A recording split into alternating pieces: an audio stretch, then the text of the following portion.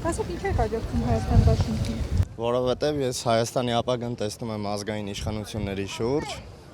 Ռոբերտ Քոչարյանին տեսնում եմ վարչապետի պաշտոնում, քանի որ ունի փորձառություն, կամք եւ ուժ մեր երկրի առաջ կանգնած այս խնդիրներից դուրս գալու համար։ Միայն այս քաղաքական թիմի առաջնորդն է, որ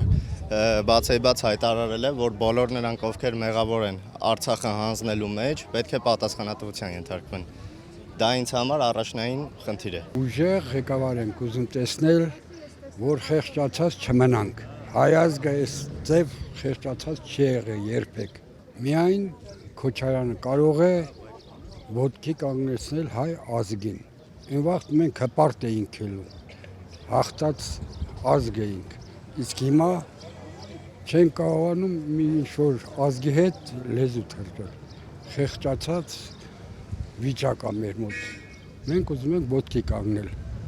Այս խմբակից էլ ազատվենք, որ սենց թուրքացման չտանի։ Ինչ ղեկավար, որ ասում ես սարը ձուն է,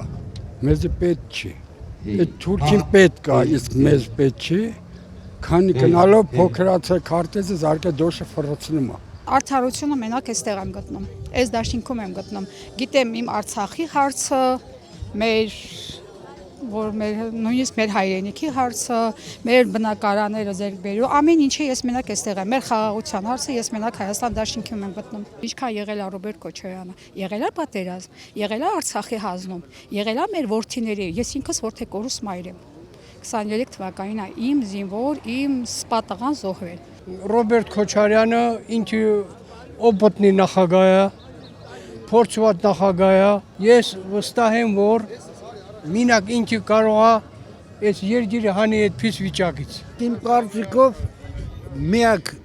մարդը, որ պետք է այս վիճակից հանի Հայաստանը, դա Ռոբերտ Քոչարյանն է։ Ես միշտ էլ ասել եմ, մենակ Հայաստանի ժողովուրդը ապրել է 10 տարվա ընթացքում